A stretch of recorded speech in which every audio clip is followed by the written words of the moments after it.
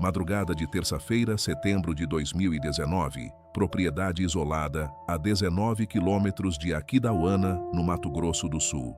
Sebastião Veloso, 72 anos, ex-caçador profissional que eliminou 14 onças ao longo de 30 anos, acordou com som de respiração profunda fungando as frestas da casa de madeira, peso massivo circulando a estrutura. As pegadas tinham 28 centímetros, configuração impossível, 4 dedos, mas articulação errada. Marcas de garra a 2 metros de altura nas colunas, veado catingueiro com crânio esmagado por mordida única, tecido de calça jeans nas fezes da criatura perto de onde um vaqueiro desapareceu 3 semanas antes. Sebastião tentou avisar autoridades, foi ridicularizado como velho vendo fantasma, mas o caderno do pai guardado há 37 anos provava que em 1952, criatura idêntica aterrorizou a mesma região. O IBAMA tem arquivos classificados desde 2003, análise genética que não bate com espécie conhecida, mas prefere negar que investigar. Quando 2 criaturas atacaram trabalhando em coordenação tática, Sebastião enfrentou armado apenas com o Winchester herdada e conhecimento de terreno acumulado em 5 décadas, rastreando predadores. Sobreviveu e queimou os corpos antes que evidência pudesse provar o impossível. Mas os filhotes órfãos ainda estão na mata crescendo, e a verdade está enterrada junto com as cinzas, porque o interior do Brasil esconde coisas que a ciência se recusa a catalogar mesmo quando sangram ao serem baleadas. Sebastião Veloso acorda às 5 da manhã, porque o corpo não conhece mais o luxo de dormir até tarde. 72 anos pesam nos joelhos quando ele se levanta da cama de casal que agora dorme sozinho há 8 anos, desde que a filha morreu esmagada entre ferragens na BR-262 e a neta veio morar com ele trazendo apenas uma mochila com roupas e um silêncio que durou 6 meses. Ele caminha até a cozinha de madeira gasta pelo tempo, acende o fogão a lenha que ainda usa porque gás é caro e lenha tem de graça no mato, coloca água para ferver no bule de alumínio amassado em uma das alças. Enquanto espera, olha pela janela para o terreno de 20 hectares, que é tudo o que sobrou de uma vida inteira de trabalho. O capim está amarelo, quebradiço como o osso velho, e o céu ainda escuro começa a clarear com aquele tom violeta sujo que antecede o calor brutal de setembro no Mato Grosso do Sul. Sebastião não mantém cães, nunca manteve, nunca quis. Diz que cachorro late e espanta a caça, que um bom caçador precisa ser sombra sem forma, fantasma que o mato não percebe até ser tarde demais. Durante 30 anos, ele rastreou onças pintadas para fazendeiros do Pantanal e do Mato Grosso do Sul, animais que matavam gado de forma sistemática e precisavam ser eliminados antes que o prejuízo ficasse insustentável. Sebastião conhecia o ofício com a intimidade de quem aprende lendo rastros em vez de livros. Sabia diferenciar pegada fresca de pegada com 6 horas, sabia quando a onça estava caçando e quando estava apenas marcando território, sabia o momento exato de apertar o gatilho para que o tiro entrasse atrás da paleta e atravessasse o coração sem desperdiçar munição. Aposentou-se aos 64 não porque quisesse, mas porque precisou. A filha estava morta e a neta precisava de alguém. E Sebastião escolheu a menina, em vez da solidão lucrativa de esperar em árvores durante madrugadas inteiras. O café ferve, e ele despeja na caneca de esmalte lascado, adiciona 3 colheres de açúcar porque diabetes é problema para quem tem tempo de se preocupar com o futuro distante, bebe devagar sentindo a queimadura descer pela garganta. A casa foi construída por ele mesmo nos anos 80, madeira de lei sobre pilares de concreto para evitar cupim e enchente. Telhado de zinco que transforma o interior em forno durante o dia e esfria rápido demais durante a noite. 3 quartos pequenos, cozinha, sala com sofá velho e televisão que só pega 2 canais quando o tempo está bom. A neta dorme no quarto que foi da filha, volta aos finais de semana da cidade de Miranda, onde estuda em escola estadual, e mora com uma vizinha que cobra barato pelo favor. Sebastião dorme no quarto principal com a Winchester .308 apoiada na parede ao lado da cama, carregador cheio, trava de segurança ativada, mas bastando um movimento para destravá-la. A rotina matinal é invariável. Sebastião termina o café, veste a calça de brim surrado e a camisa de manga comprida mesmo com o calor que já começa a morder, calça as botas de couro gasto que tem 15 anos e ainda seguram firme porque couro bom não morre fácil. Pega o facão de lâmina larga pendurado ao lado da porta, instrumento que usa desde os 20 anos e que foi afiado tantas vezes que a lâmina diminuiu 4 centímetros da largura original. Caminha até o galinheiro de tela reforçada a 20 metros da casa, verifica se as 15 galinhas passaram a noite em segurança, recolhe 6 ovos mornos que ainda cheiram a palha e esterco. As aves ciscam ao redor dos pés dele, acostumadas, confiantes. Sebastião joga punhados de milho quebrado e observa a disputa barulhenta pelo alimento. Depois vai até a horta cercada com bambu, onde cultiva tomate, alface, couve, pimentão, mandioca. A terra está seca, precisa regar. Então, Sebastião puxa a água da cisterna usando balde de plástico rachado que ele conserta com arame sempre que uma nova fenda aparece. Despeja a água nas bases das plantas, trabalho repetitivo que não exige pensamento, apenas movimento. O sol está nascendo agora, luz horizontal que incendeia o capim seco e projeta sombras compridas que vão encolhendo conforme a manhã avança. O calor já ultrapassa 30 graus e ainda não são 7 horas. Sebastião sua por baixo da camisa, mas não tira, porque pele exposta ao sol de setembro racha como couro mal curtido. A propriedade fica a 19 quilômetros de Aquidauana, em região de transição entre Pantanal e Cerrado. Terreno majoritariamente plano coberto por capim e árvores esparsas, pequizeiros retorcidos, barbatimões, aroeiras que florescem amarelo em época certa do ano. Há um córrego seco que só enche em janeiro quando a chuva volta com fúria, mas que durante 9 meses do ano é apenas leito de pedras e areia compactada, onde os rastros ficam marcados com clareza desconfortável. A cerca de arame farpado delimita a propriedade em 3 lados. O quarto lado dá para a mata mais densa ao norte, reserva particular de um fazendeiro de Campo Grande que aparece 2 vezes por ano e não se importa com o que acontece na terra dele, contanto que ninguém roube madeira. Sebastião conhece cada metro desse terreno, cada trilha de animal, cada depressão onde água acumula formando poça temporária, cada árvore que oferece sombra utilizável durante o meio-dia infernal. Vizinhos mais próximos estão a 3 quilômetros de distância. À noite o silêncio é completo, quebrado apenas por corujas caçando ratos, seriemas gritando aviso de território, tatus revirando terra em busca de insetos. Sebastião conhece cada som que o mato produz depois de escurecer. Sabe diferenciar o farfalhar de cobra no capim seco do movimento de lagarto, procurando calor residual em pedra.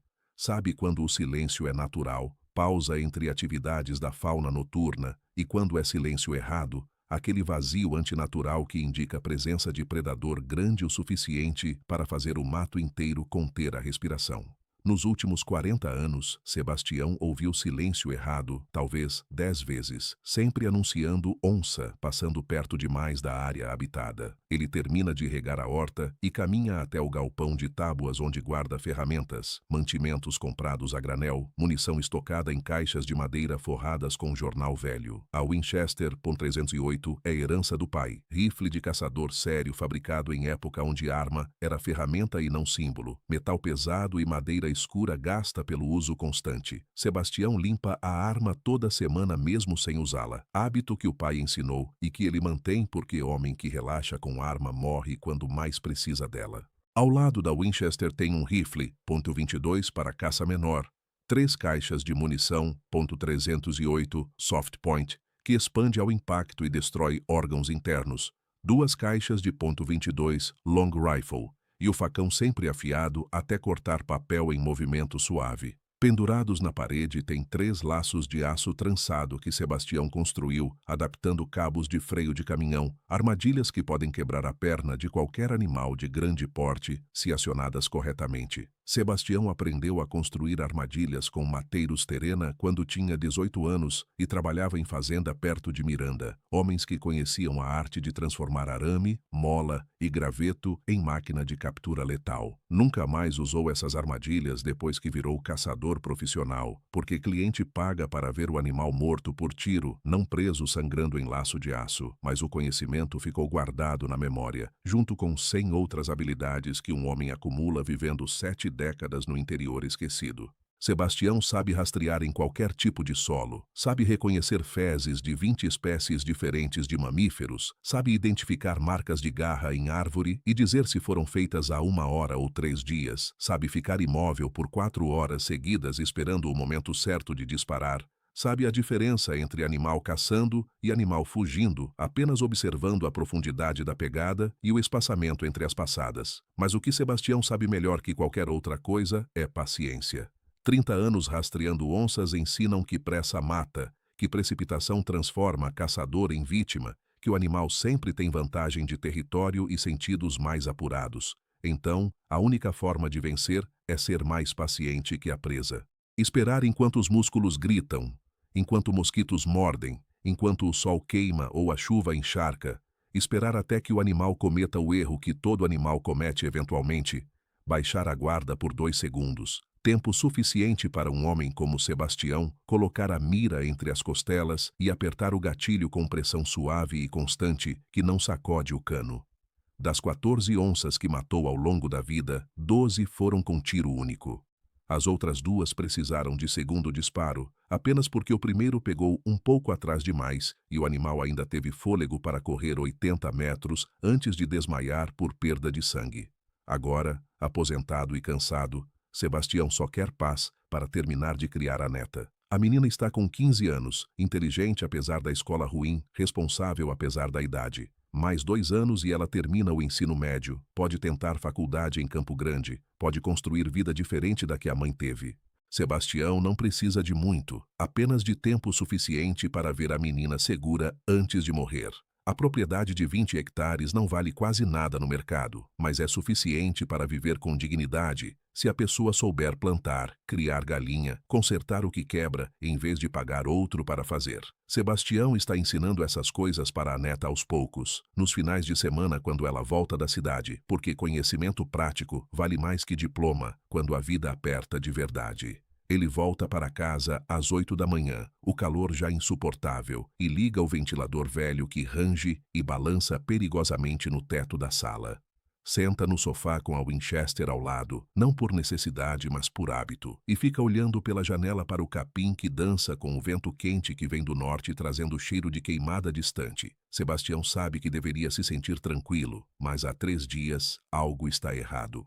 Não consegue definir o que é. Apenas sente no estômago aquela tensão que sempre antecedeu problema sério.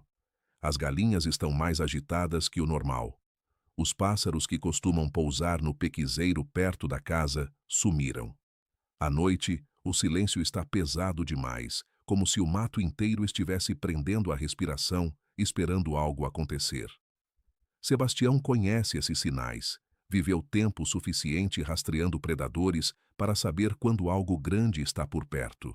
Mas não há rastros, não há fezes frescas, não há marcas de garra em árvore, não há nada concreto, apenas a sensação visceral de que algo está observando a propriedade, circulando, esperando.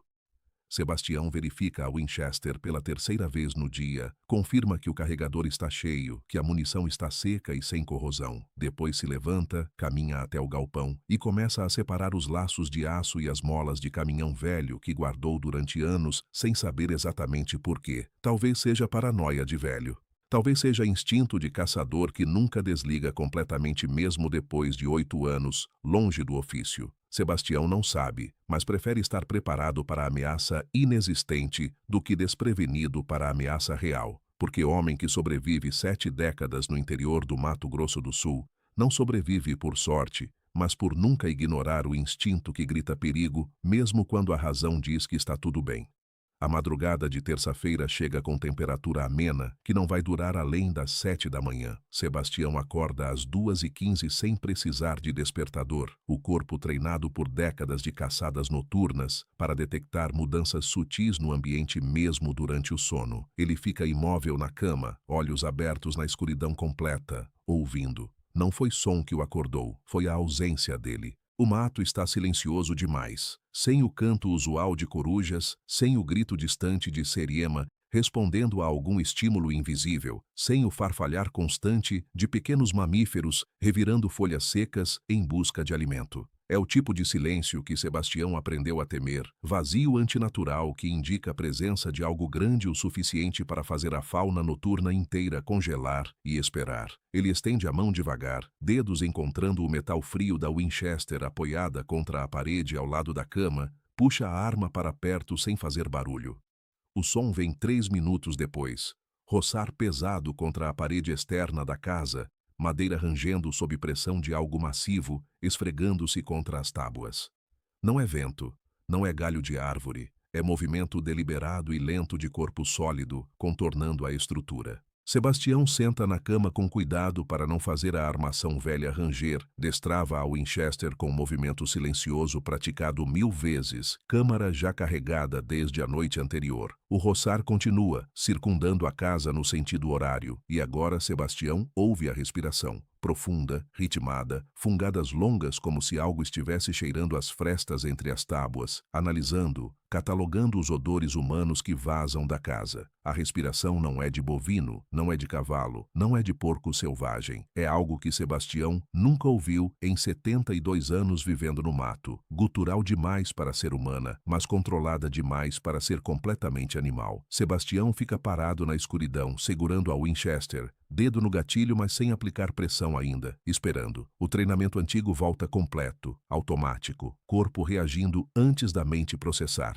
Respiração controlada, batimentos cardíacos desacelerando em vez de disparar, músculos tensos, mas não rígidos, pronto para mover em qualquer direção sem hesitação. O som continua por 8 minutos, que parecem durar meia hora. A criatura, porque agora Sebastião está certo de que não é animal conhecido, completa o círculo ao redor da casa, para em frente à porta principal, e silencia. Sebastião ouve apenas a própria respiração e o vento quente que começa a soprar do norte trazendo cheiro de capim seco e poeira. Depois, o som de algo grande se afastando, passos pesados que fazem a terra compactada vibrar levemente, ritmo quadrúpede, mas espaçamento errado entre as pegadas, muito longo, como se o animal cobrisse distância impossível com cada movimento. Sebastião espera 20 minutos imóvel antes de se levantar. Caminha até a janela da sala, afasta a cortina rasgada com o cano da Winchester, olha para o terreno iluminado apenas por lua minguante e estrelas tão densas que a Via Láctea parece rachadura no céu. Não vê movimento, não ouve nada além do vento. As galinhas no galinheiro estão em silêncio absoluto, nem um cacarejo, nem um movimento de asas, como se tivessem sido paralisadas pelo medo. Sebastião fica na janela até clarear, Winchester no colo, esperando algo que não volta. Quando a luz cinza do amanhecer começa a revelar os contornos do terreno, ele finalmente se move, destrava a porta da frente, sai para o alpendre de madeira com a arma erguida e pronta. O ar da manhã está fresco ainda, temperatura agradável que vai desaparecer em 2 horas quando o sol começar a castigar sem piedade. Os rastros estão por toda parte. Sebastião vê as pegadas na poeira seca ao redor da casa, marcas profundas que indicam um peso de pelo menos 140 quilos, configuração errada que faz algo gelado descer pela coluna dele. 4 dedos com garras, mas o formato está incorreto, patas dianteiras longas demais, articulação do que seria o tornozelo, posicionada muito acima do solo, sugerindo capacidade de erguer-se sobre as patas traseiras. As pegadas traseiras são ainda mais perturbadoras, apoio parcialmente plantar, como se o animal alternasse entre caminhar em 4 patas e erguer-se em 2. Sebastião se agacha ao lado da pegada mais clara, mede com a mão aberta, 28 centímetros de comprimento, 14 de largura, garras que deixaram sulcos de 7 centímetros na terra. Ele rastreou onças a vida inteira, conhece cada detalhe da pegada de uma pintada adulta, e isso não é felino, não é canídeo, não é nada que deveria existir. Sebastião segue os rastros circundando a casa. A criatura completou uma volta inteira, parando em cada parede, fungando, analisando. Há marcas de arranhões em uma das colunas de sustentação, tábuas arranhadas a 2 metros de altura, lascas de madeira caídas no chão. A profundidade dos sulcos sugere força brutal aplicada sem esforço aparente. Sebastião toca as marcas com os dedos, sente as bordas ásperas onde a garra rasgou fibras de madeira de lei que ele próprio cortou e instalou 40 anos atrás. Uma onça deixa marcas em árvore para marcar território. Arranhões superficiais que qualquer macho pode ver e entender o aviso. Isto é diferente. Isto é demonstração de poder. Mensagem clara de que se a criatura quisesse, poderia rasgar aquela parede e entrar na casa sem dificuldade. Os rastros seguem em direção ao galinheiro. Sebastião caminha devagar, Winchester erguida, varredura constante do terreno ao redor, procurando movimento em cada sombra, cada arbusto, cada ondulação do capim alto. Chega à cerca de tela reforçada e encontra o que esperava, mas ainda assim faz o estômago contrair. A tela está intacta, mas há marcas de escavação embaixo da cerca, terra revirada, buraco de 15 centímetros de profundidade onde algo tentou cavar por baixo da proteção. A criatura desistiu não porque não conseguiria, mas porque escolheu não insistir, como se estivesse testando defesas, catalogando informações para uso futuro. Dentro do galinheiro, as 15 galinhas estão agrupadas em um canto mudas, tremendo, algumas com penas eriçadas em postura defensiva permanente. Sebastião abre a porta da cerca, entra, estende a mão e uma das galinhas se encolhe como se esperasse ser morta. Comportamento que ele só viu uma vez antes, quando uma onça passou 3 noites rondando um galinheiro em fazenda no Pantanal, e as aves desenvolveram um trauma coletivo que durou semanas. Sebastião sai do galinheiro e segue os rastros que agora se dirigem para o leste, em direção ao córrego seco. O sol está nascendo, luz horizontal que transforma cada irregularidade do terreno em relevo exagerado, facilitando a leitura de pegadas. A criatura não tentou ocultar a passagem, seguiu em linha reta, através do capim, deixando trilha de vegetação amassada tão óbvia que até criança conseguiria seguir. Sebastião caminha 800 metros. Suor começando a molhar a camisa nas costas, apesar do calor ainda tolerável, até chegar ao leito pedregoso do córrego. Os rastros desaparecem nas pedras, técnica que qualquer predador inteligente usa para quebrar trilha, mas Sebastião sabe ler terreno. Ele segue o córrego por 2 quilômetros na direção da mata densa ao norte, procurando o ponto onde a criatura saiu das pedras, até encontrar o que não esperava encontrar. Os restos do veado catingueiro estão espalhados em área de 5 metros de diâmetro. Sebastião reconhece imediatamente que o animal não foi morto ali, foi arrastado de outro lugar, como evidenciado pela trilha de sangue que vem da mata e termina naquele ponto. A carcaça foi parcialmente devorada, mas a forma do ataque está completamente errada, fora de qualquer padrão que Sebastião conheça. As costelas foram arrancadas com força que quebrou os ossos como se fossem gravetos, expostas em ângulos impossíveis. Carne rasgada não cortada. O crânio do veado foi esmagado com uma única mordida, fragmentos ósseos espalhados ao redor, massa encefálica exposta e parcialmente consumida. Sebastião se agacha ao lado dos restos, estuda as marcas de dentes na coluna vertebral, mede mentalmente o espaçamento e a profundidade. Onças matam com mordida na nuca ou na garganta, esmagamento rápido e eficiente. Isto foi brutalidade pura, força desproporcional aplicada sem necessidade, como se a criatura estivesse provando algo para si mesma. Há outro detalhe que perturba Sebastião profundamente. Ao redor da carcaça, as pegadas mostram que a criatura circulou o corpo várias vezes antes de começar a se alimentar, padrão comportamental que ele nunca viu em predador. Animais matam e comem, às vezes arrastam a presa para local seguro antes de consumir, mas não executam rituais. Isto parece quase considerado, planejado, como se a criatura estivesse pensando antes de agir. Sebastião se levanta, varre o terreno com olhar treinado, procura outros sinais. Encontra fezes frescas a 10 metros de distância, analisa o conteúdo sem tocar. Fragmentos de ossos pequenos misturados com pelo de veado e algo mais, pedaços de couro bovino parcialmente digerido. A criatura está caçando fauna silvestre, mas também predando gado de fazendas vizinhas, dieta oportunista que indica inteligência para variar fontes de alimento. Sebastião volta para casa por rota diferente, circundando a propriedade pelo sul, verificando se há outros rastros ou sinais de invasão. Encontra marcas em 3 árvores isoladas ao longo do perímetro, arranhões altos feitos com força suficiente para tirar casca e expor madeira clara por baixo. Marcação de território. Aviso para outros predadores de que aquela área agora tem novo dono. O padrão é sistemático. As árvores escolhidas estão em pontos estratégicos que um animal precisaria passar para entrar ou sair da propriedade. Demonstração de pensamento tático que faz Sebastião apertar a coronha da Winchester com força que embranquece os nós dos dedos.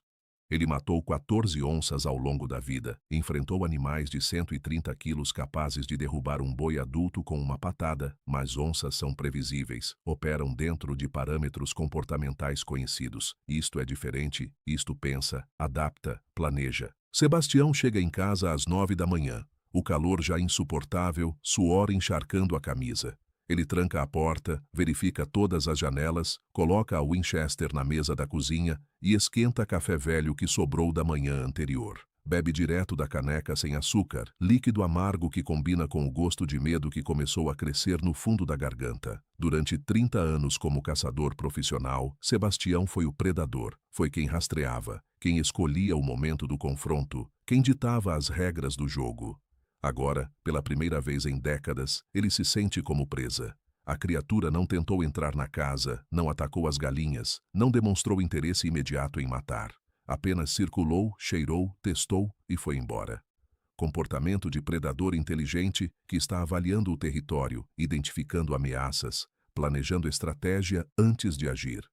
Sebastião passa o resto da manhã sentado na sala, Winchester no colo, pensando. Ele poderia ir embora, pegar a caminhonete velha, dirigir até Miranda, buscar a neta e seguir para Campo Grande, deixar a propriedade para trás. Mas a propriedade é tudo o que tem. 20 hectares que valem quase nada no mercado, mas representam vida inteira de trabalho, único legado que pode deixar para a menina. Abandonar agora seria condenar a neta à pobreza urbana, subempregos, futuro sem raízes. Sebastião não liga para a própria vida. 7 décadas já é tempo suficiente, mas a vida da menina depende dele aguentar firme por mais alguns anos. 2 anos até ela terminar a escola. Talvez 3, se conseguir estudar em Campo Grande. Tempo suficiente para ela construir futuro diferente do da mãe que morreu esmagada em acidente evitável, porque trabalhava dirigindo o caminhão 16 horas por dia. À tarde, Sebastião liga para 2 fazendeiros que conhece há décadas, homens que o contrataram no passado para eliminar onças problemáticas. Tenta explicar os rastros, o tamanho das pegadas, o padrão comportamental da criatura. O primeiro ri, diz que Sebastião está ficando velho e vendo fantasma onde só tem cachorro grande ou porco selvagem. O segundo sugere com tom condescendente que seria bom visitar médico em Aquidauana, verificar se não está começando problema na cabeça, afinal, 72 anos é a idade onde a mente começa a pregar peças. Sebastião desliga irritado, frustrado, mas não surpreso. Sabe como funciona, sabe que homem do interior que fala de criatura impossível é automaticamente classificado como louco, bêbado ou mentiroso. A sociedade não tem estrutura mental para aceitar que há coisas nas matas brasileiras que desafiam catalogação científica, então prefere ridicularizar a testemunha em vez de investigar a evidência. Sebastião tenta a polícia como último recurso. Liga para a delegacia de Aquidauana, fala com o sargento que atende com tom de enfado burocrático. Explica sobre os rastros, sobre o veado morto, sobre as marcas na coluna da casa. O sargento suspira audível pelo telefone, pergunta se Sebastião bebeu cachaça antes de ligar, diz que caçador aposentado deveria arranjar hobby melhor que inventar história de bicho-papão. Sebastião desliga antes de falar algo que possa resultar em visita policial inconveniente. Entende agora a solidão completa da situação, a mesma solidão que o pai deve ter sentido em 1952, quando rastreou criatura semelhante e nunca foi levado a sério. A verdade morre no interior esquecido porque ninguém está disposto a ouvir, porque aceitar o impossível é mais desconfortável que ridicularizar o mensageiro. Naquela noite, Sebastião não dorme. Fica sentado na sala com todas as luzes apagadas, janelas abertas, apenas uma fresta, Winchester atravessada no colo, caixa de munição aberta na mesa ao lado. A lua está menor que na noite anterior. Menos luz, mais sombras. O mato ao redor está em silêncio antinatural novamente. Nem grilos, nem sapos, nem o farfalhar usual de vida noturna. Sebastião espera, respiração controlada, sentidos amplificados pela adrenalina que começou a circular no sangue desde o pôr do sol. Meia-noite passa sem incidente. 1 da manhã, nada. Às 2h40, a criatura volta. Sebastião ouve os passos, antes de ver qualquer movimento. Ritmo pesado vindo do norte, da mata densa, aproximação lenta e deliberada. A criatura para a 50 metros da casa e Sebastião ouve a respiração profunda, fungadas longas, analisando o vento que sopra da casa em direção ao mato. Então, a criatura emite um som que Sebastião nunca ouviu em 7 décadas de vida. Rosnado baixo, gutural, que começa nas frequências graves e sobe em espiral até terminar em algo que soa quase como vocalização humana distorcida. Sílabas incompreensíveis, mas claramente intencionais. Não é ameaça vazia de animal tentando intimidar, é comunicação, mensagem direcionada especificamente para Sebastião, aviso de que a criatura sabe que ele está ali dentro, armado, esperando. O som dura 5 segundos e termina em silêncio absoluto. Sebastião fica imóvel, dedo no gatilho, esperando ataque que não vem. A criatura se move novamente, circunda a casa em arco amplo, mantendo distância de 40 metros e desaparece na direção leste. Sebastião espera até o amanhecer, antes de relaxar a pressão no gatilho, braços doendo pelo tempo que passou segurando a arma em posição de tiro. Quando o sol nasce, Sebastião sai e encontra as pegadas marcando o arco amplo ao redor da casa. A criatura não tentou se aproximar mais, apenas deixou aviso claro de sua presença, estabelecimento de dominância territorial. Sebastião entende a mensagem com clareza, que faz bile subir na garganta. A criatura não está caçando comida, está caçando ele, marcando o território, avisando que aquela terra agora pertence a outro predador. E Sebastião Veloso, homem que passou 30 anos sendo o caçador, está sentindo pela primeira vez em toda a vida adulta o que é ser presa, o que é esperar na escuridão, sabendo que algo mais forte, mais rápido e possivelmente mais inteligente está lá fora, decidindo o momento certo de atacar. Sebastião passa a quarta-feira transformando medo em ação, canalizando o pavor que sentiu durante a madrugada em preparação metódica que aprendeu décadas atrás quando enfrentava onças que já tinham matado gente e desenvolvido gosto por carne humana. Primeiro, liga para a vizinha em Miranda e inventa gripe forte e febre alta, pede que a neta fique mais 1 semana na cidade porque não quer arriscar contaminar a menina. A vizinha aceita sem questionar, acostumada com os arranjos flexíveis que regem a vida no interior, onde distância e isolamento criam suas próprias regras. Sebastião desliga aliviado, sabendo que pelo menos a neta está segura longe dali, longe do que quer que esteja rondando a propriedade com inteligência que nenhum animal deveria possuir. Depois, começa o trabalho real. O mapeamento sistemático que precede qualquer caçada séria, catalogação de evidências que transformam suspeita em conhecimento utilizável. Ele passa 4 horas rastreando em círculos concêntricos ao redor da propriedade, Winchester a tiracolo, facão na cintura, cantil de água porque o calor de setembro não perdoa e desidratação mata tão eficientemente quanto o predador. Encontra mais rastros da criatura em 5 locais diferentes, todos seguindo o padrão que revela comportamento territorial sistemático.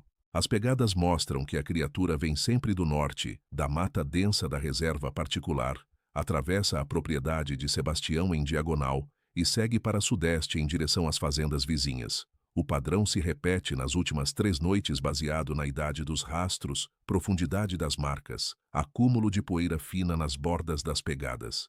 A criatura estabeleceu rota, território de caça que inclui área de aproximadamente 15 km², e a propriedade de Sebastião está bem no centro dessa zona. Sebastião encontra mais marcações em árvores, sempre barbatimões ou aroeiras isoladas em pontos estratégicos, arranhões verticais que começam a 1,5 m de altura e sobem até 2,10 m, altura impossível para qualquer predador conhecido operando em 4 patas.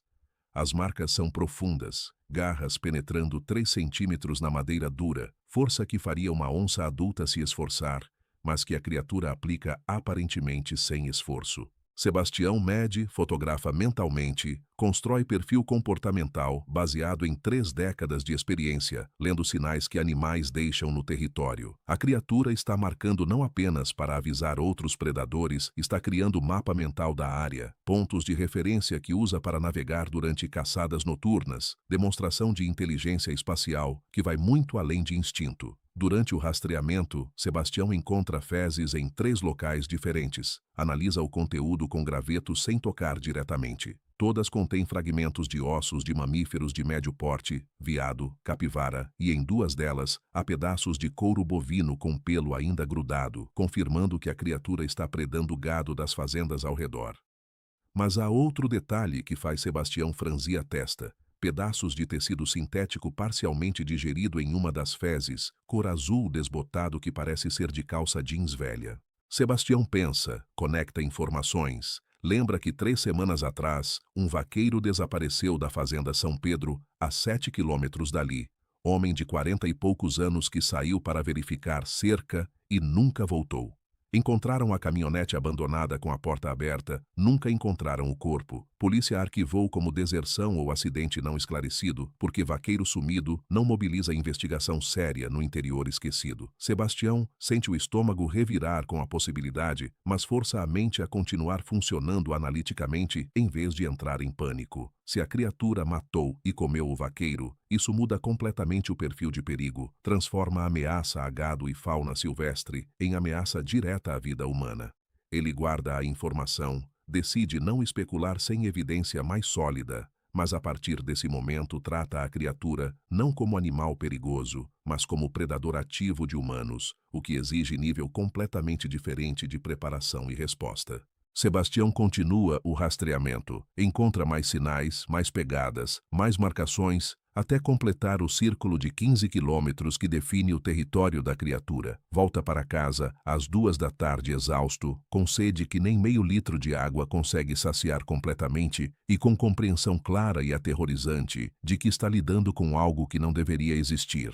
À tarde, enquanto descansa na sombra do alpendre bebendo água gelada da geladeira velha que range, mas ainda funciona, Sebastião se lembra do caderno do pai. Ele guardou as coisas do velho, depois que morreu em 1989, caixas de papéis velhos e objetos sem valor que ficaram empilhadas no galpão durante 37 anos, sem que Sebastião tivesse coragem ou interesse de vasculhar. Agora, movido por intuição que não consegue explicar, ele vai até o galpão, localiza a caixa de madeira marcada com o nome do pai em tinta desbotada, abre e começa a revirar o conteúdo. Cadernos de anotações de caçadas, mapas rudimentares da região desenhados à mão, recibos amarelados de pagamentos por serviços prestados, fotografias preto e branco de animais abatidos e homens posando orgulhosos ao lado das carcaças.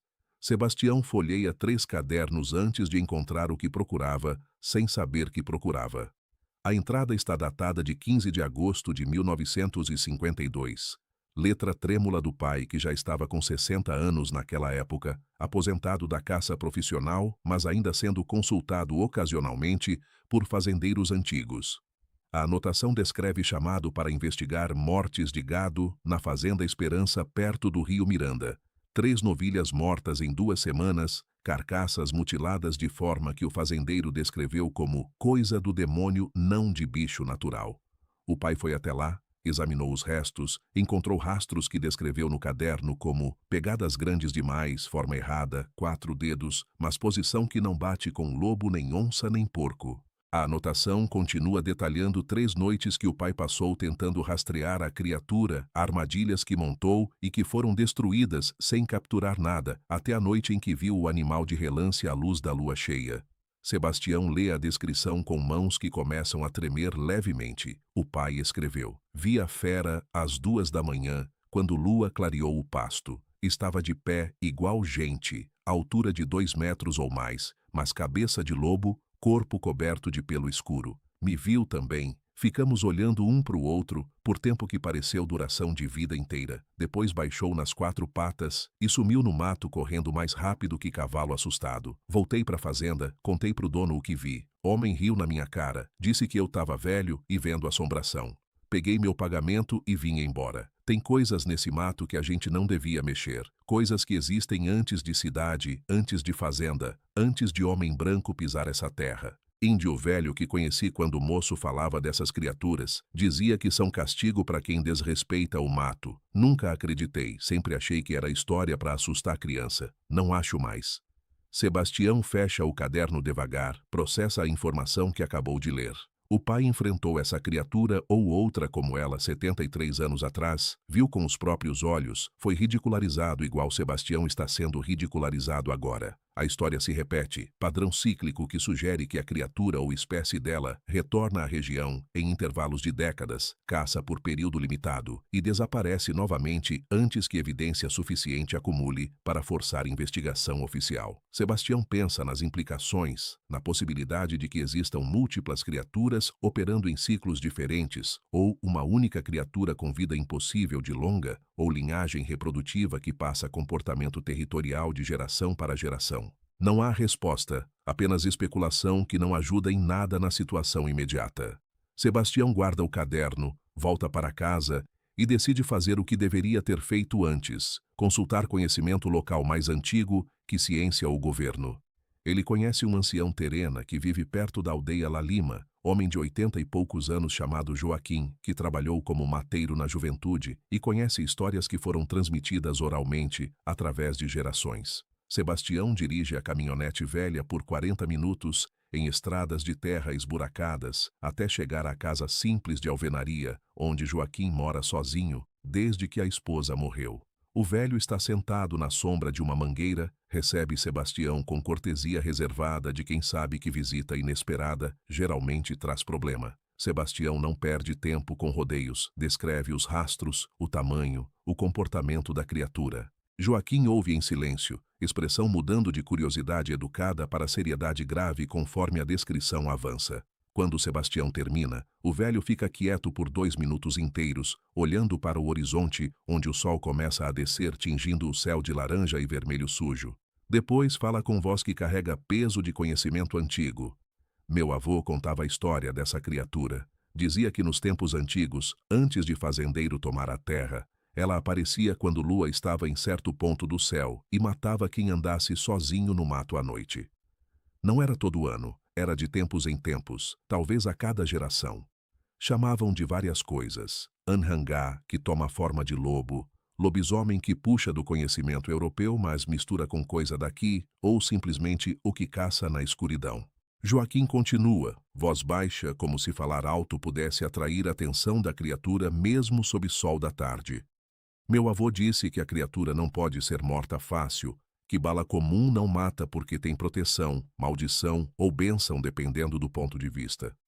Mas disse também que ela sangra, sente dor, pode ser ferida se o homem for forte e tiver coragem.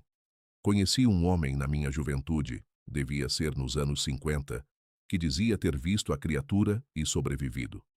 Ele tinha cicatriz funda no ombro, marca de garra que quase arrancou o braço.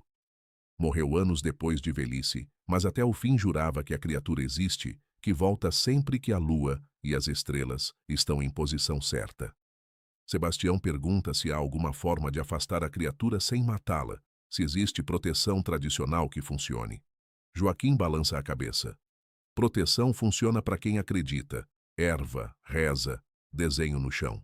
Mas para homem que não tem fé nessas coisas, só resta enfrentar com coragem e arma boa. Sebastião agradece e volta para casa com mais perguntas que respostas, mas pelo menos agora sabe que não está louco, que a criatura é real o suficiente para ter nome em cultura indígena, para ter matado gente no passado, para ser lembrada em histórias que sobreviveram séculos de colonização e aculturação forçada. A validação não traz conforto, apenas confirmação de que o perigo é real e que ele está completamente sozinho para lidar com isso. Governo não vai ajudar porque não acredita. Polícia não vai investigar porque classifica como fantasia de velho. Vizinhos não vão apoiar porque não querem ser associados com maluco que vê monstro onde só tem cachorro grande. Sebastião está sozinho, exatamente como o pai esteve sozinho em 1952, exatamente como outros homens estiveram sozinhos em 1890, ou 1750, ou 1600. Quando a criatura apareceu e matou antes de desaparecer novamente no mato profundo.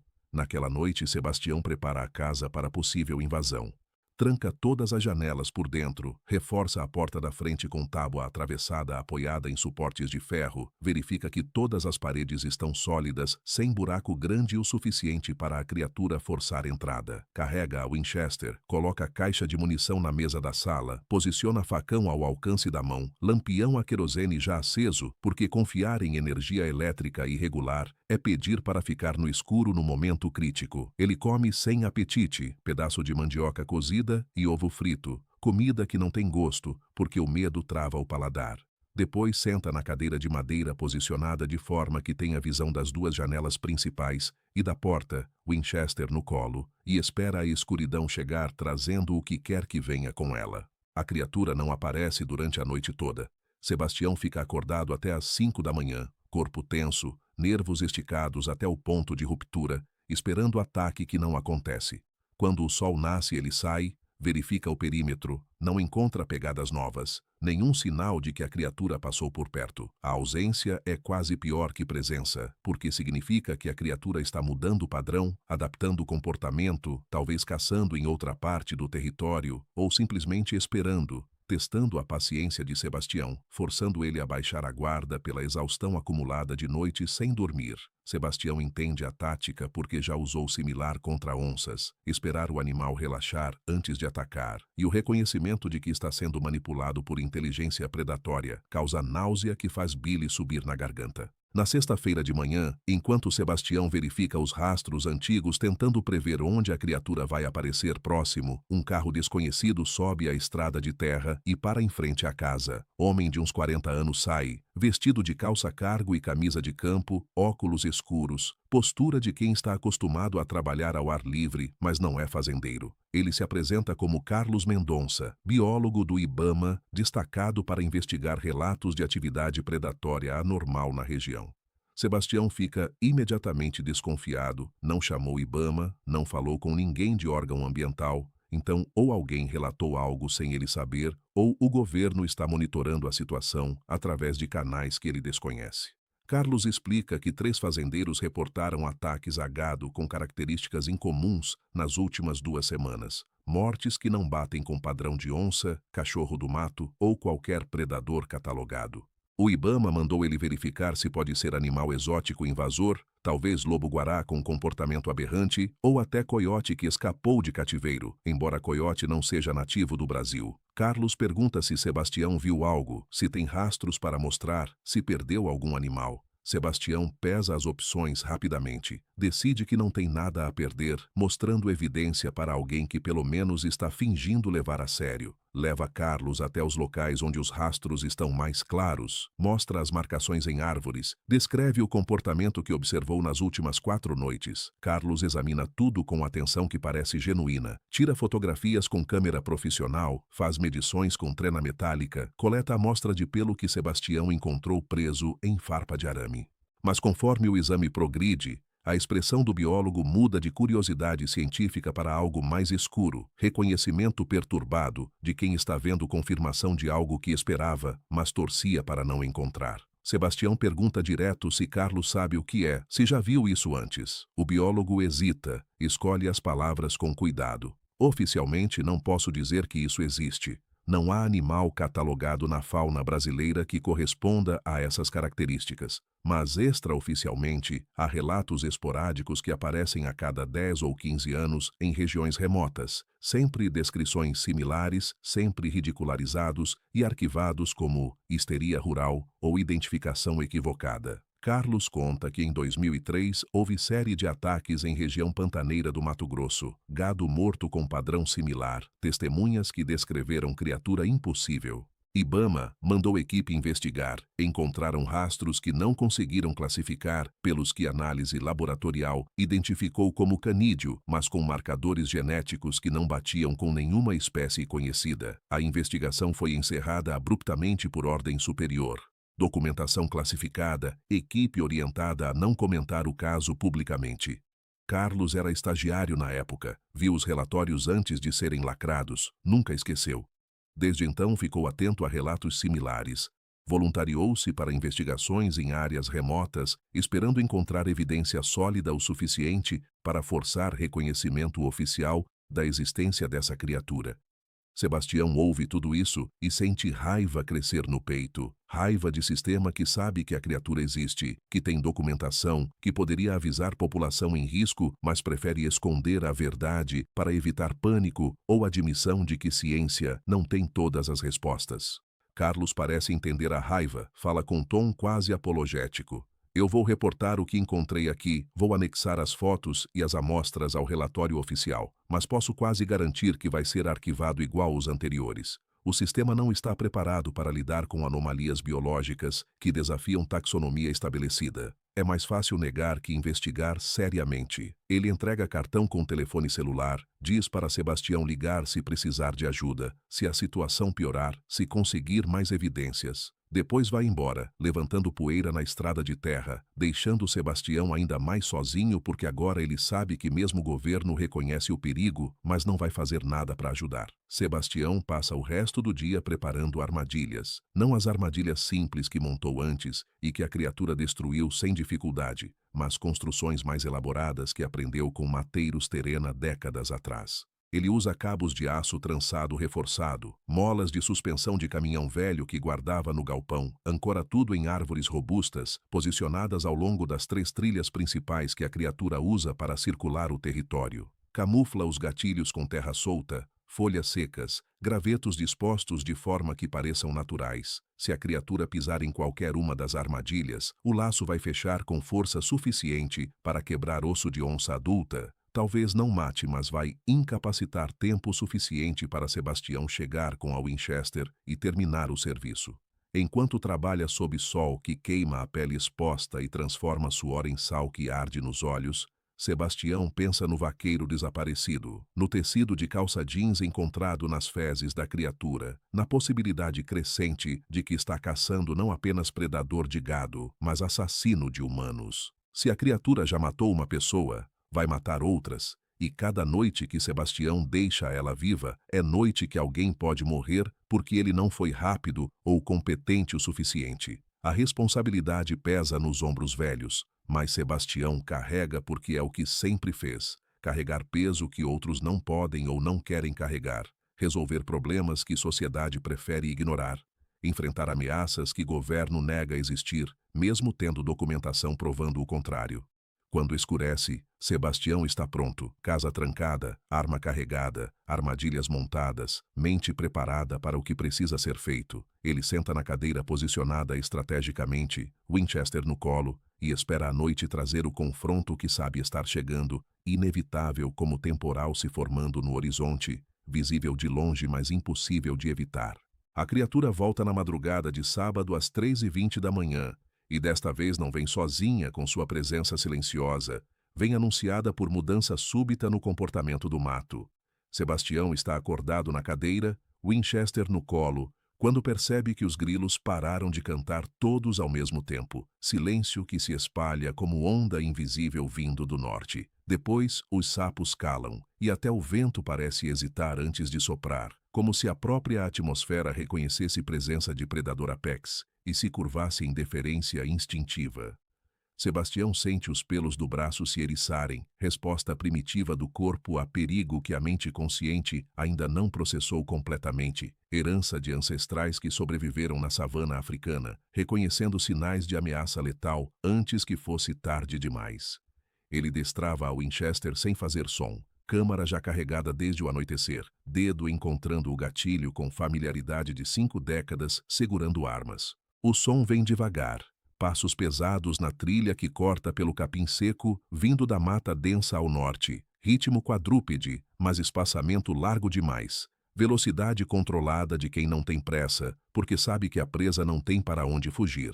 Sebastião ouve cada detalhe amplificado pelo silêncio antinatural, o capim quebradiço rachando sob peso massivo, pequenos galhos estalando, terra compactada rangendo levemente com a pressão.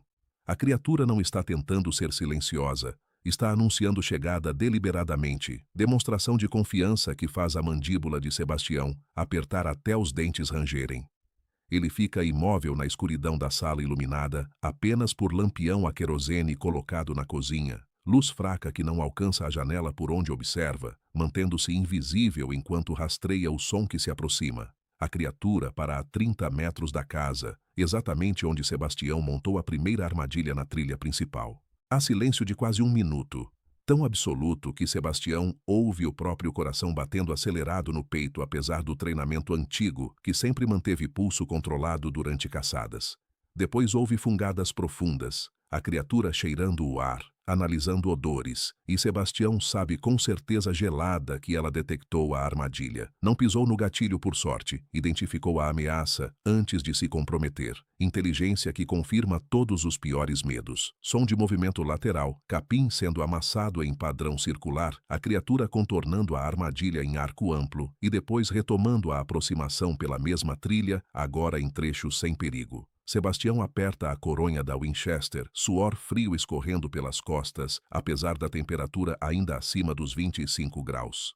A criatura avança mais 20 metros e para novamente, desta vez no local da segunda armadilha. Repete o processo, fungadas, pausa, contorno pelo lado. Sebastião sente frustração misturada com terror crescente, porque agora está certo de que a criatura não só detecta as armadilhas, mas entende o que são.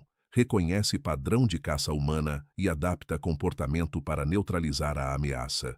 Nenhum animal faz isso, nem onça mais experiente opera com esse nível de raciocínio tático. A criatura avança até 15 metros da casa e finalmente para, posicionada exatamente fora do alcance de iluminação do lampião, mas perto o suficiente para Sebastião ouvir a respiração profunda, ritmada, controlada. Então a criatura se ergue. Sebastião ouve o movimento, mudança de postura de quadrúpede para bípede, som de articulações ajustando, e depois vê a silhueta recortada contra o céu estrelado. 2,40 metros de altura, ombros largos, cabeça grande demais, focinho alongado que aponta diretamente para a janela, onde Sebastião observa escondido na escuridão interna.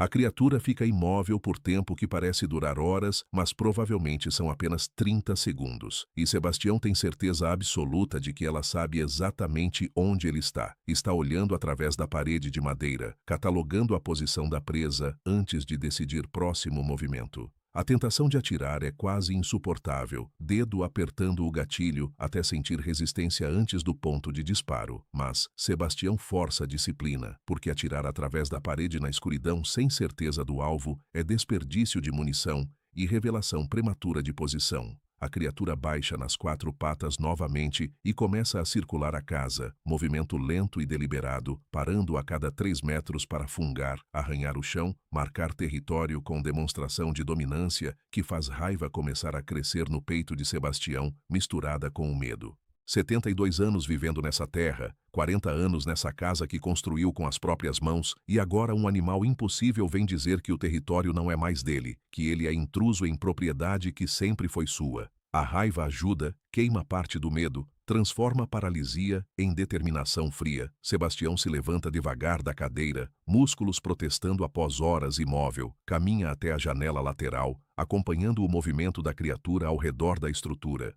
Ele a vê pela primeira vez com clareza quando ela passa pela lateral da casa, onde a luz das estrelas é mais forte, corpo massivo coberto de pelagem escura que parece absorver luz em vez de refletir, musculatura densa visível sob o pelo quando se move, patas dianteiras com articulações que parecem quase manuais, capazes de flexão que nenhum canídeo normal possui. A cabeça vira na direção de Sebastião e, por um segundo, os olhos se encontram através do vidro sujo da janela, reflexo amarelo que brilha com luz própria, inteligência que observa e avalia. Sebastião ergue a Winchester lentamente, coloca a mira no centro de massa da criatura, mas ela já está se movendo.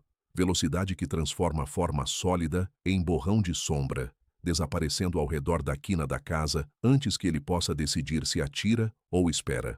A criatura completa o círculo e volta para a frente da casa, para a 15 metros da porta principal. Sebastião vai até a janela da sala, observa a silhueta recortada contra o capim iluminado por luz estelar, forma que fica alternando entre bípede e quadrúpede como se não conseguisse decidir qual postura é mais vantajosa.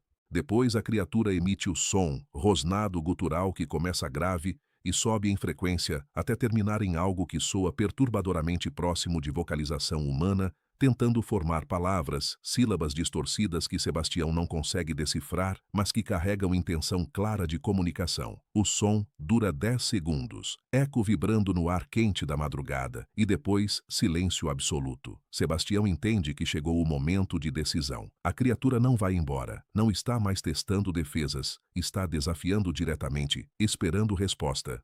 Ficar escondido na casa é aceitar papel de presa acuada, é deixar a criatura ditar termos do confronto, é morrer devagar de exaustão e medo ao longo de dias ou semanas até cometer erro fatal. Sebastião viveu 7 décadas enfrentando problemas de frente, não vai começar a se esconder agora. Ele caminha até a porta, remove a tábua de reforço, destrava as 2 trancas, respira fundo 3 vezes para controlar a adrenalina que ameaça desestabilizar Mira e abre a porta com um movimento firme que faz as dobradiças velhas rangerem alto na quietude. A luz do lampião vaza pela porta aberta e ilumina parcialmente o terreno da frente, revelando a criatura parada a 10 metros de distância. Sebastião a vê completa pela primeira vez e tem que forçar as pernas a não recuarem instintivamente. Ela está em 4 patas agora, mas a postura está errada. Patas dianteiras apoiadas em ângulo que nenhum lobo ou cachorro conseguiria manter, quase como braços, sustentando peso enquanto as patas traseiras permanecem dobradas prontas para explosão de velocidade. A cabeça é enorme, focinho alongado, mas crânio largo demais, orelhas eretas apontadas para a frente, captando cada som que Sebastião produz. A pelagem é cinza escuro quase preto, e sob ela, os músculos se movem como cobra sob couro quando a criatura ajusta a postura. O cheiro chega forte agora que a porta está aberta, almíscar animal misturado com odor metálico de sangue velho e algo mais, fedor de decomposição que gruda na garganta. Sebastião ergue a Winchester e aponta diretamente para o peito da criatura, dedo no gatilho, respiração controlada. A criatura não se move, fica olhando para ele com aqueles olhos amarelos que refletem a luz fraca do lampião, e Sebastião jura que vê reconhecimento ali, compreensão de que o homem velho na sua frente não é presa fácil, é predador também, é ameaça que precisa ser tratada com respeito. Os dois ficam imóveis por talvez 20 segundos, stand-off silencioso, onde cada um avalia a capacidade do outro, e Sebastião sente tempo desacelerar, cada batida do coração marcando eternidade comprimida, suor escorrendo na têmpora, dedo apertando o gatilho até sentir resistência. A criatura se move primeiro. Não ataca diretamente, finge para a esquerda e depois explode para a direita em velocidade que desafia a física, forma massiva acelerando como se não tivesse peso. Sebastião acompanha com a mira por puro instinto, treinamento de 5 décadas reagindo antes da mente consciente processar movimento, e aperta o gatilho quando a criatura está a 6 metros e fechando rápido. O disparo rompe a noite com estrondo que faz os tímpanos doerem, coice da Winchester empurrando o ombro de Sebastião para trás, mas ele já está recarregando, mão trabalhando o ferrolho em movimento fluido praticado 10.000 vezes. A bala pega a criatura no ombro esquerdo, impacto visível que sacode a massa inteira e arranca uivo de dor que mistura rugido animal com grito quase humano. Sangue escuro espirra iluminado pela luz fraca. A criatura cambaleia e por um segundo Sebastião pensa que vai cair, mas ela recupera impossível rápido. Corrige a trajetória mesmo ferida e continua vindo. Sebastião dispara novamente. Este tiro pega a criatura no flanco. Outro impacto sólido, mais sangue, mas ela não para. 3 metros de distância, e Sebastião não tem tempo para recarregar. Ele recua para dentro da casa, bate a porta, mas a criatura se joga contra a estrutura com força que faz a parede inteira tremer e arranca gemido da madeira velha. Sebastião recua até o centro da sala, recarrega a Winchester com mãos que tremem levemente agora, adrenalina saturando o sistema. A criatura bate na porta novamente, madeira racha mas aguenta. Tábuas de lei que Sebastião escolheu 40 anos atrás, precisamente porque são resistentes. Silêncio por 5 segundos, depois som de movimento ao redor da casa, a criatura procurando outro ponto de entrada. Sebastião gira acompanhando o som, Winchester erguida, esperando. A janela da cozinha explode para dentro, vidro despedaçando, e uma garra negra do tamanho de mão humana entra rasgando a tela de proteção como se fosse papel. Sebastião dispara através da janela quebrada. Não vê se acerta porque a garra desaparece imediatamente, mas houve guincho de dor que confirma pelo menos acerto de raspão. Ele recarrega, recua mais, encosta nas costas contra a parede oposta para ter visão de todas as aberturas simultaneamente. A casa está virando armadilha agora, confinamento que limita movimento, mas também protege de ataque direto completo. A criatura testa a janela do quarto. Sebastião ouve o vidro quebrando, mas não tenta entrar. Está cautelosa agora depois de levar 3 tiros. Sebastião conta a munição mentalmente, 5 balas usadas. Ainda tem 15 no carregador da Winchester e mais 30 na caixa que está na mesa a 3 metros de distância. A criatura para de testar as janelas e volta para a porta principal. Sebastião ouve arranhar na madeira, pressão crescente, e então impacto massivo, que faz a porta vergar para dentro, tábua de reforço, rachando ao meio.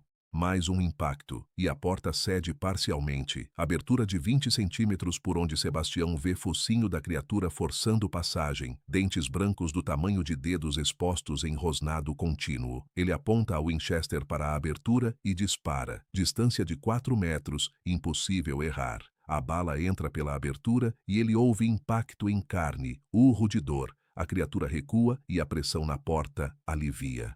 Silêncio. Sebastião espera, respirando pesado agora, suor encharcando a camisa, mãos firmes ainda, mas braços começando a doer de manter a arma erguida. 1 minuto passa, 2, 3. A criatura não ataca novamente. Sebastião se move devagar até a janela da sala, olha para fora com cuidado, vê trilha de sangue escuro na terra iluminada por luz fraca do lampião que continua queimando na cozinha. A criatura recuou, ferida de verdade agora, talvez 3 ou 4 tiros sólidos no corpo. Sebastião sente alívio começar a crescer, pensamento de que talvez ela desista, vá embora morrer no mato. O alívio morre quando ele ouve o som vindo da lateral da casa. Não é a criatura tentando entrar novamente, é som de escavação rápida, terra sendo jogada para trás com força, e Sebastião entende com horror crescente que ela está cavando por baixo da casa. A estrutura está elevada sobre pilares de concreto de 60 centímetros, espaço suficiente para animal grande se espremer se cavar fundo o bastante. Sebastião corre até o quarto, olha pela janela quebrada para o chão embaixo, vê movimento de sombra escura, escavando feito máquina, já meio corpo debaixo da casa. Antes de Sebastião decidir próximo movimento, ouve som diferente vindo de fora. Estalo metálico alto seguido de uivo que perfura a madrugada com intensidade que faz os vidros restantes vibrarem. Uma das armadilhas foi acionada. Não a criatura que está embaixo da casa, outra criatura. Sebastião congela processando implicação, e então compreensão aterrorizante chega. Não é uma criatura, são 2. Sempre foram 2, trabalhando em coordenação, uma distraindo enquanto outra procura ponto fraco, tática que requer comunicação e planejamento que nenhum predador não humano deveria possuir. A escavação embaixo da casa para imediatamente. Sebastião ouve movimento rápido se afastando, a criatura ferida indo ajudar a outra presa na armadilha. Ele não hesita, pega o facão, sai correndo pela porta quebrada para o terreno externo, Winchester numa mão e lâmina larga na outra. A noite está mais clara agora, lua nova, mas estrelas fornecem luz suficiente para ver formas se movendo a 50 metros de distância na trilha onde ele montou a terceira armadilha. Uma criatura está presa pelo membro traseiro direito, laço de aço fechado até o osso, cabo preso em âncora de árvore robusta. A outra criatura, a que Sebastião feriu, está tentando destruir a armadilha, mordendo o cabo de aço, puxando, mas o material aguenta. Sebastião corre na direção delas, velocidade que o corpo velho não deveria ser capaz, mas a adrenalina permite. 70 metros de distância, fechando rápido. A criatura ferida vê ele vindo e abandona a tentativa de libertar a outra. Vira para encarar Sebastião em postura defensiva, sangue escorrendo de 4 ferimentos à bala visíveis na pelagem escura. A criatura presa urra e puxa contra o laço, movimento desesperado que só faz o aço cortar mais fundo. Sebastião para a 20 metros, ergue a Winchester, mira na criatura livre. Ela não ataca, não foge. Apenas fica parada entre Sebastião e a parceira presa, claramente disposta a morrer protegendo a outra. Sebastião hesita por 2 segundos, tempo suficiente para ver que a criatura presa é menor, talvez 60 quilos mais leve, e tem 2 tetas inchadas visíveis no abdômen. Fêmea lactante. A que está defendendo é maior, musculatura mais densa, macho. Par, reprodutivo. Sebastião processa isso enquanto mantém mira estável, e parte da raiva morre dando lugar a algo mais complexo. Não são monstros sem mente, são animais inteligentes com estrutura social, com vínculos, com comportamento parental. Mas também mataram gado, possivelmente mataram humano, e vão continuar matando se Sebastião deixar elas viverem. A decisão vem fria e final. Sebastião aperta o gatilho, bala entra no peito do macho, impacto que o joga para trás. A criatura cai, tenta se levantar. Sebastião recarrega e dispara novamente. Desta vez, acerta a cabeça e o movimento para. O macho está morto. A fêmea presa urra com som que mistura dor e algo que soa terrivelmente próximo de lamento humano. Puxa contra o laço com força renovada pelo desespero, pele rasgando, osso exposto, mas o cabo aguenta. Sebastião caminha até ela, Winchester apontada para a cabeça, dedo no gatilho. Ela para de se debater e olha para ele, olhos amarelos encontrando os dele, e Sebastião vê algo ali que faz garganta apertar. Ele atira. Bala atravessa o crânio e a criatura morre instantaneamente. Sebastião fica parado olhando os 2 corpos por tempo indeterminado, respiração lenta retornando ao normal, adrenalina começando a drenar, deixando exaustão profunda no lugar. Sangue está por toda parte, dele e das criaturas, misturado na terra seca. Sebastião olha para o próprio corpo e percebe só agora que está ferido. 3 arranhões fundos no antebraço esquerdo, que não lembra de receber, provavelmente quando a garra entrou pela janela da cozinha. Dói agora que percebe queimação que vai até o osso. Ele volta para casa devagar, pernas tremendo de exaustão, e começa o trabalho de limpar ferimento com água e sabão, depois álcool que arde como fogo vivo. Enrola pano limpo ao redor do braço, improvisação que vai ter que servir até conseguir ir à cidade, buscar atendimento médico adequado. O sol está começando a clarear o horizonte, quando Sebastião volta para fora, puxa os corpos das criaturas até a área distante da casa, usando corda e força que não sabia que ainda tinha, empilha madeira seca ao redor deles e joga querosene. Acende fósforo e joga. Fogo pega imediato, chamas consumindo evidência de que essas coisas existiram. Enquanto observa os corpos queimarem, Sebastião pensa nos filhotes que a fêmea estava amamentando, provavelmente escondidos em algum lugar da mata densa, agora órfãos. Pensa se deveria procurar e matar eles também, eliminar a linhagem completamente. Mas está velho demais, cansado demais, ferido demais. Deixa o futuro decidir o futuro. Por hoje, sobreviveu. É o suficiente. Sebastião fica sentado no alpendre da casa, observando as chamas consumirem os corpos, até restarem apenas cinzas e fragmentos de ossos carbonizados. Trabalho que leva 4 horas sob sol, que nasce transformando o céu de violeta em laranja em branco incandescente. O calor das chamas se soma ao calor de setembro, até criar microclima infernal ao redor da pira, ar ondulando com distorção que faz o horizonte parecer líquido. Quando o fogo finalmente se apaga por falta de combustível, Sebastião enterra os restos em buraco de 2 metros de profundidade que leva mais 3 horas para cavar com pá velha que ameaça quebrar a cada golpe na terra dura. Ele trabalha devagar, corpo protestando cada movimento, ferimento no braço esquerdo latejando em ritmo sincronizado com batimentos cardíacos, mas não para até completar a tarefa.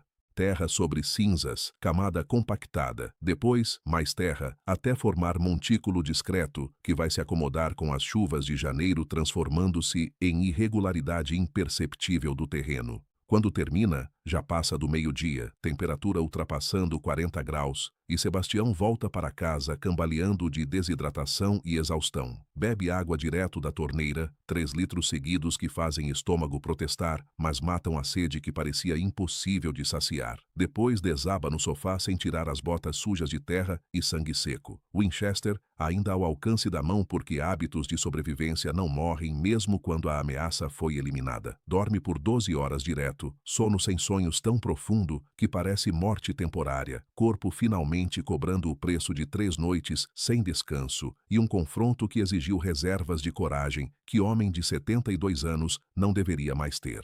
Acorda no domingo às 2 da manhã desorientado, braço esquerdo ardendo com dor que indica infecção começando a se estabelecer nos cortes profundos. Sebastião limpa o ferimento novamente com álcool que faz ele apertar os dentes até a mandíbula doer.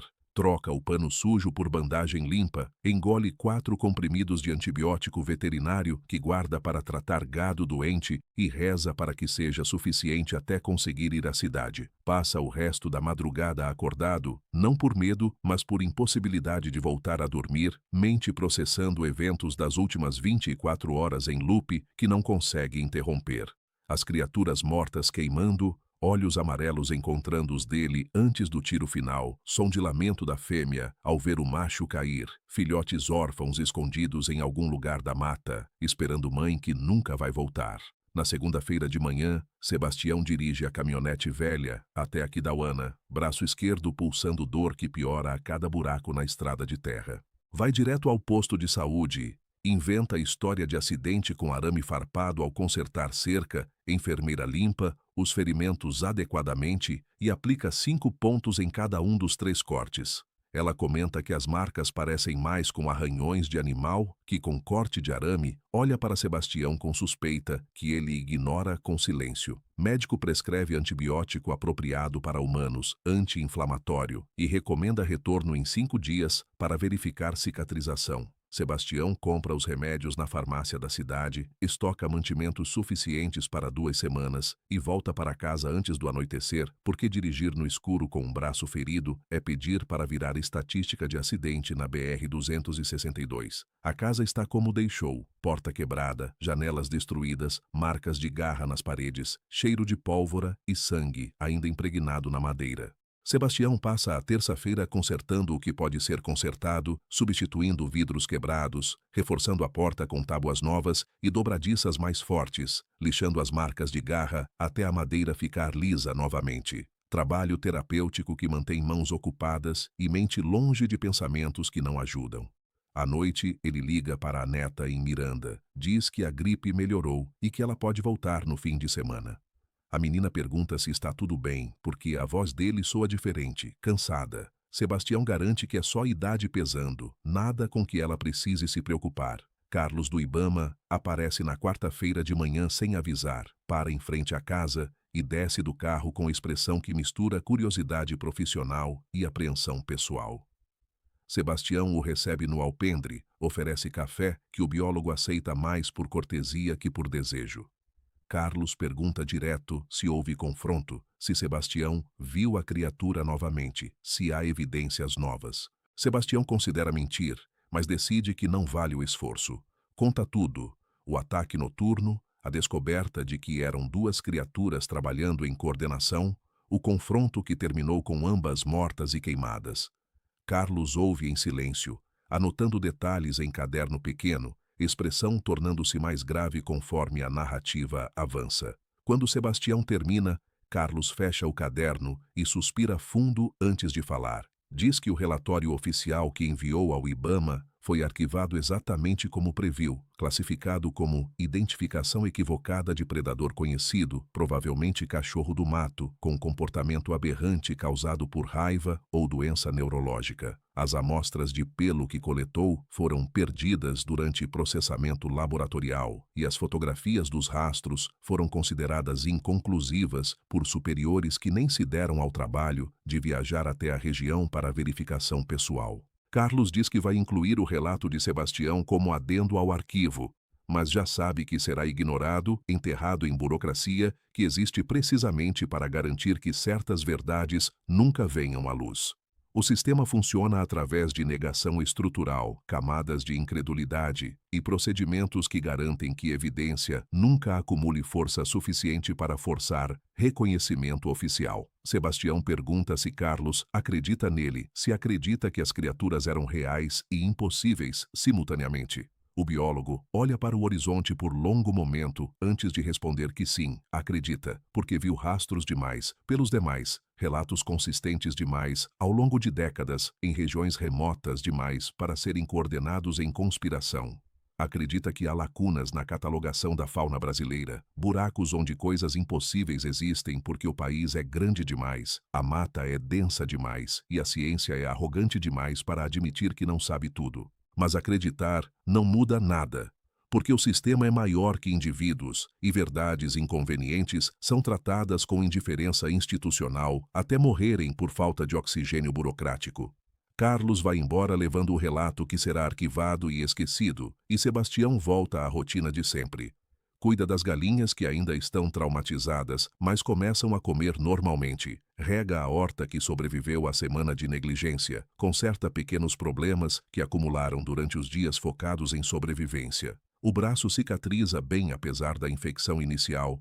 Pontos começam a coçar, indicando processo de cura saudável. Na sexta-feira, Sebastião remove os laços de aço que montou nas trilhas, guarda tudo no galpão, junto com ferramentas e armas, arsenal que esperava nunca precisar usar, mas que salvou sua vida quando foi necessário. A neta volta no sábado de tarde, desce da van que traz estudantes de Miranda e corre para abraçar Sebastião com entusiasmo de quem estava com saudades. Ela nota imediatamente o curativo no braço dele, pergunta o que aconteceu.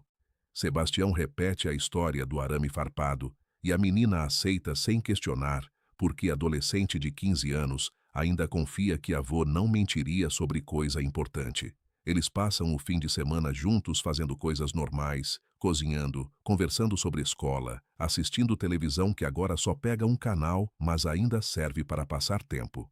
Sebastião observa a neta e sente alívio profundo de tê-la protegido, de ter enfrentado o impossível e vencido para que ela possa continuar sendo criança por mais um tempo antes que a vida force ela a crescer rápido demais, como forçou a mãe.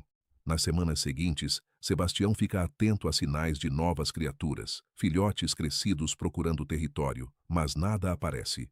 O mato volta ao normal, corujas caçam, sapos cantam, grilos mantêm coro noturno constante. As galinhas perdem o trauma gradualmente, voltam a ciscar sem medo paralisante. Sebastião começa a dormir melhor ainda com Winchester ao lado da cama, mas não mais esperando ataque a qualquer momento. Outubro chega trazendo primeiras chuvas esparsas que aliviam o calor brutal e fazem o capim começar a reverdecer. Vida continua com normalidade superficial que esconde cicatrizes invisíveis, trauma processado em silêncio porque não há ninguém com quem compartilhar a verdade completa. Em novembro, Sebastião está consertando cerca quando vê movimento na borda da mata densa ao norte. Coração dispara antes da mente processar.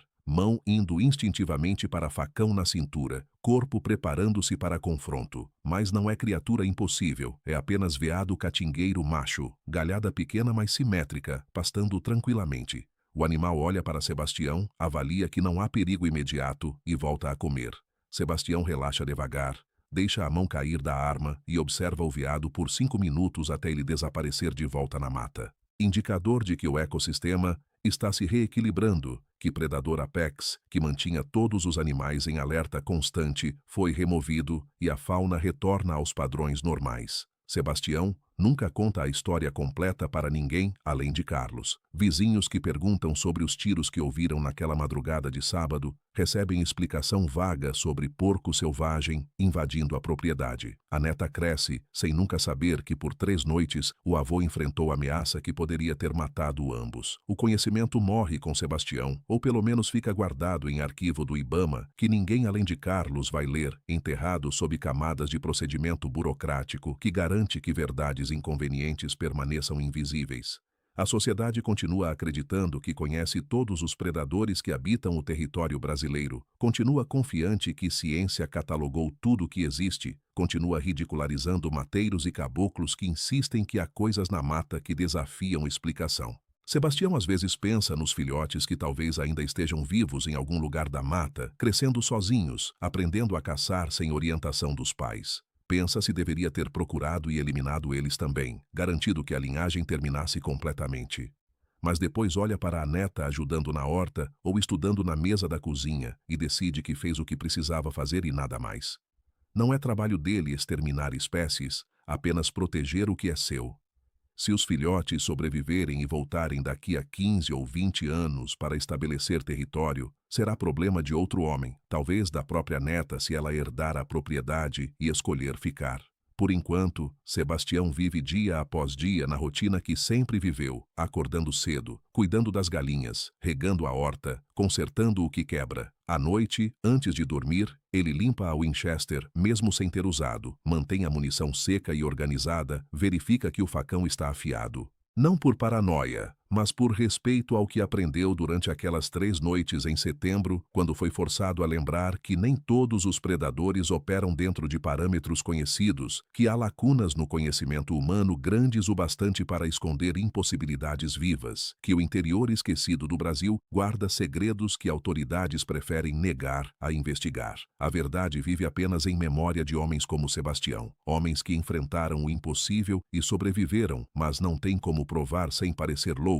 Vive em arquivos esquecidos do Ibama que nunca serão abertos. Vive em histórias que anciãos terena contam para netos que não acreditam, porque a escola ensinou que folclore não é real. Vive em cicatrizes de arranhões que Sebastião carrega no braço esquerdo, 3 linhas paralelas que não têm explicação oficial convincente, mas que ele sente queimar levemente sempre que o tempo muda anunciando tempestade. E vive na certeza silenciosa de que o Brasil rural esconde mais mistérios que a ciência urbana quer admitir, que há criaturas nas matas profundas operando além da catalogação oficial e que homens comuns às vezes precisam enfrentar horrores impossíveis armados apenas com coragem nascida de necessidade e conhecimento acumulado através de gerações que viveram perto demais da selva para acreditar que ela já foi completamente domada ou compreendida. Sebastião sabe disso agora com certeza que vai carregar até o túmulo. Verdade que morrerá com ele, porque o mundo não está pronto para aceitar que algumas lendas sangram quando baleadas, que alguns monstros deixam pegadas mensuráveis na terra seca, e que o impossível às vezes invade o território do único homem capaz de enfrentá-lo e sobreviver para nunca contar a história que ninguém acreditaria de qualquer forma.